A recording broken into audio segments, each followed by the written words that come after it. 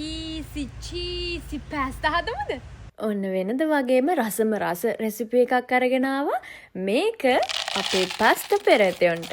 මුලින්ම අපි පැස්ත ටික හොඳට තඹ ගන්න ඕනේ. තඹ ගන්නකොට ලුණු ටිකක්, ඒ වගේම පොල් තෙල් ටිකක් දාන්න අමතක කරන්න එපා. පැස්ත ටික එහෙම තැම්බෙන අතරේ මම සාමාන්‍ය ප්‍රමාණයේ තක්කාලි ගෙඩි 3ක් විතර කපාගෙන පැත්තකින් තියා ගන්නවා.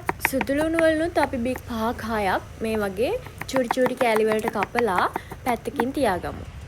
හරි දැන් අපේ පැස්තා ටික තැම්බිලා ඉවරයි. මේකේ වතුර පෙරලා අයින් කරගද්දි ඔක්කොම වතුර ටික අයින් කරගන්න එපා. ඒ පැස්තා තැම්බුන වතුර වලින් ටිකක් අරන් තියලා තියාගන්න ඕනේ. දැන් අපි පෑන් එකකට තෙල් ටිකක් දාලා ලිපේ තියලා අර අපි කලින් කපාගෙන තියාගත්තු තක්කාලි ටිකයි සුදු ලුණු ටිකයි එකතු කරගන්න ඕනේ. ඒකටම මිරිස් කුඩු, ලුණු කුඩු, ඒ වගේම වතුර ටිකක් දැන් එකතු කරගන්න ඕනේ. ඊට පස්සේ අපි මේක හොඳට කවලම් කරගෙන විනාඩි 2ක් 3ක් වගේ ගියාට පස්සේ බ්ලෙන්ඩ් කරගන්න ඕනේ. හරි එහෙනම් අපි අපේ ටොමැටෝ පේස්ට් එකත් හදාගත්තා. දැන් අපිට තියෙන්නේ අපේ රස පාස්තා එක හදාගන්න. වෙලාවේ අපි පෑන් එකක් ලිපේ තියාගෙන ඒකට අපි එකතු කරගන්නවා බටර්, ඒ වගේම ඔයිල්, ඔරිගානෝ, ඊට පස්සේ සුදු ලුණු, කෑලි මිරිස් එකතු කරගද්දි අපිට අවශ්‍ය සැර ප්‍රමාණය අනුව අඩු වැඩි කරගන්න පුළුවන්. හරි අපි මේක දැන් කවලම් කරගෙන අර අපි කලින් හදාගත්තු අපේ ටොමැටෝ පේස්ට් එක මේ වෙලාවේ එකතු කරන්න ඕනේ. ඒකටම මේ වෙලාවේ මම එකතු කරගන්නවා තක්කාලි සෝස් ටිකක්, ඒ වගේම ලුණු. හරි. දැන් අපිට ඕනේ ෆ්‍රෙෂ් මිල්ක්. අපි ෆ්‍රෙෂ් මිල්ක් ටිකක් එකතු කරගෙන ඒක විනාඩි 2ක් විතර රත් වෙනකොට අපේ පාස්තා ටික අපිට එකතු කරගන්න පුළුවන්.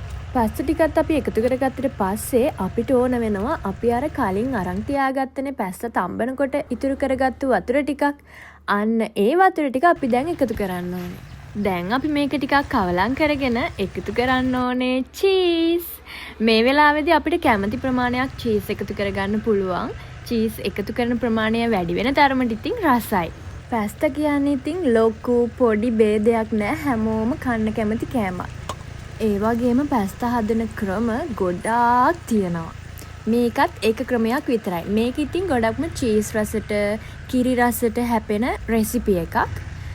මේ රෙසිපි එක පොඩි බබාලා නම් ගොඩාක් ආසාවෙන් කයි. මේ අන්තිමට හැදෙන පාස්තා එක පෙනුමෙන් වගේම රසයනොත් රෙස්ටොරන්ට් ස්ටයිල් වගේම තමයි. රසම රසයි. එහෙනම් ඔයාලත් පැස්තා කන්න ආසයි නම් මේ රෙසිපි එක අනිවාර්යයෙන්ම try කරලා බලන්න ඕනේ. පොඩි සැරගතියකුත් එක්ක චීස් රසට මේ පාස්තා එක හැපෙද්දි පුදුම රසයි. එහෙනම් ඔයාලත් හදලා රස කියන්න. හැමදාම වගේ මගේ වීඩියෝස් බලන ඔයාලට ආදරෙයි.